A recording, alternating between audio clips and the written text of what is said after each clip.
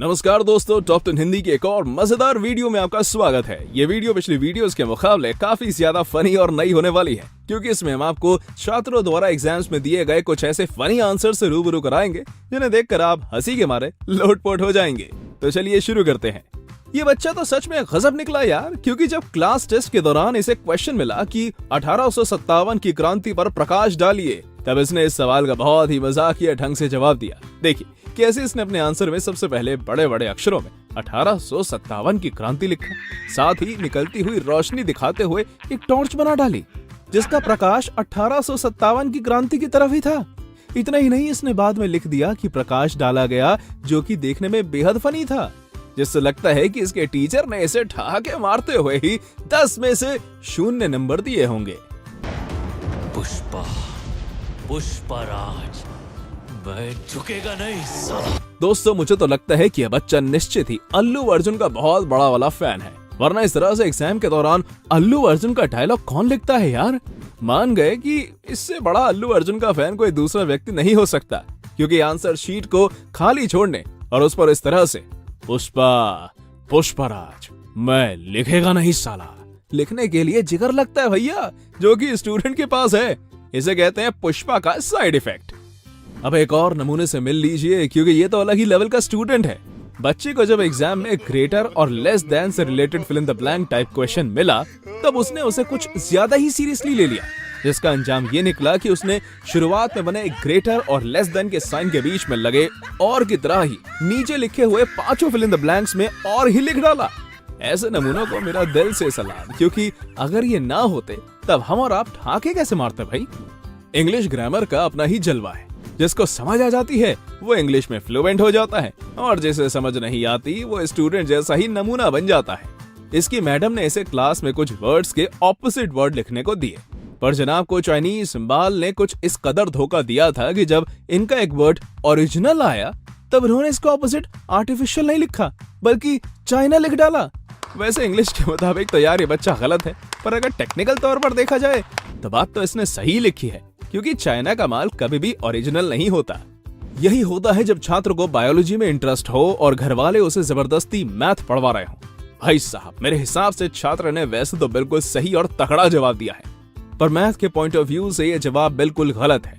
दरअसल इसके math test में जब क्वेश्चन आया कि बॉब के पास 36 कैंडी थी और उसने उसमें से 29 कैंडी खा ली, तब उसके पास क्या बचा।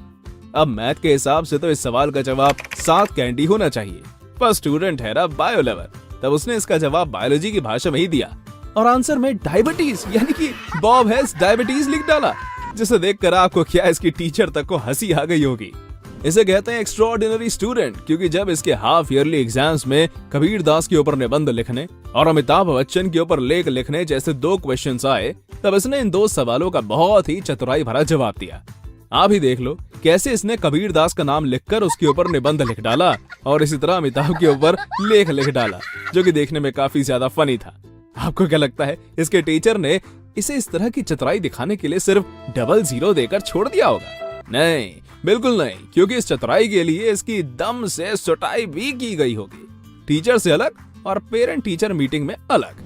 ये बात तो हमें बचपन से सिखाई जाती है कि गांधी जी ने भारत को आजादी दिलाने के लिए बहुत बड़ा योगदान दिया था, लेकिन शायद स्टूडेंट ने गांधी जी के योगदान के बारे में बताए गए हिस्ट्री के चैप्टर को मिस कर दिया था, जिसके चलते जब इसके एग्जाम में सवाल पूछा गया कि आजादी के आंदोलन में गांधी जी का कितना बड़ा हाथ था, तब इसने उसका बहुत ही बढ़िया सा फनी सा जवाब दिया। देखिए कैसे इसने आंसर शीट पर एक बड़ा सा हाथ बनाकर लिख डाला कि इतना बड़ा। सच में आज अगर गांधी जी जिंदा होते ना, तब इस मासूम छात्र के इस फनी से आंसर को देखकर वो भी अपनी हंसी कंट्रोल नहीं कर पाते।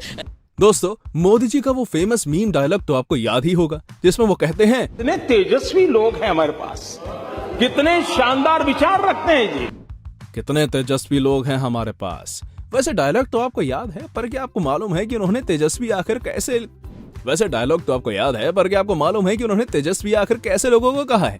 वेल, स्टूडेंट जैसे लोगों को, क्योंकि जब इसके बायोलॉजी के एग्जाम में मस्कीटो साइकिल ड्रॉ करने के लिए आई, तब इसने सही मॉस्किटो साइकिल ड्रॉ करने की जगह साइकिल चलाते हुए एक मॉस्किटो को ड्रॉ कर दिया, जिसे देख शायद इसकी टीचर इतनी ज्यादा खुश हुई कि उन्होंने इसे 10 में से 9 मार्क्स दे डाले, साथ ही गुड भी लिख दिया। पक्का टीचर को ड्राइंग स्किल्स भाग गई, तभी तो ऐसा हुआ। स्टूडेंट ने जब एग्जाम दिया तब एग्जाम में इसके 100 में से सिर्फ 7 नंबर आए। फिर क्या था, टीचर नहीं चाहती थी कि स्टूडेंट को इतने कम नंबर देखकर बुरा लगे, इसलिए उन्होंने इसे 100 में से दिए तो 7 नंबर ही, पर उसे कुछ इस तरह से लिख दिया कि कम पढ़े लिखे इंसान को ये नंबर 49 लगेंगे। देखिए जरा, टीचर ने 100 आउट ऑफ √49 लिख डाला। इसका सोल्यूशन मैथ्स में 7 ही होता है। भगवान करे ऐसे टीचर सबको मिले, कम से कम रिजल्ट देखकर एकदम से झटका तो नहीं लगता, फिर बाद में चाहे फट जाए।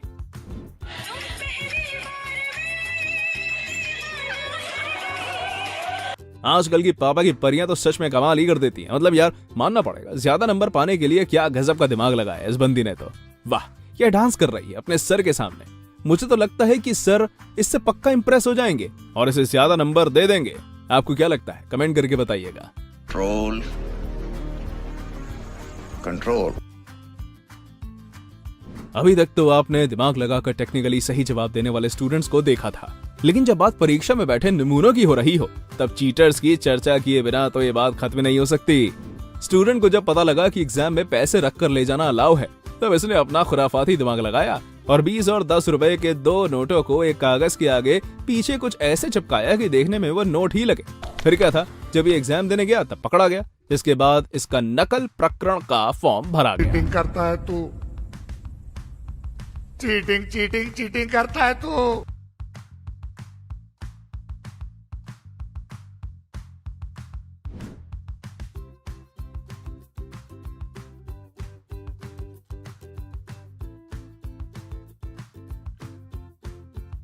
ऐसा काम तो वही बच्चे कर सकता है जिन्हें पढ़ाई से बिल्कुल भी लगाव नहीं होता। मानना पड़ेगा, स्टूडेंट ने तो मैथ के फॉर्मूला से साबित भी कर दिया कि पढ़ाई से स्टूडेंट फेल हो ही जाएगा। जरा ध्यान से देखिए इसके सोल्यूशन को। वाह भाई वाह, मजा आ गया।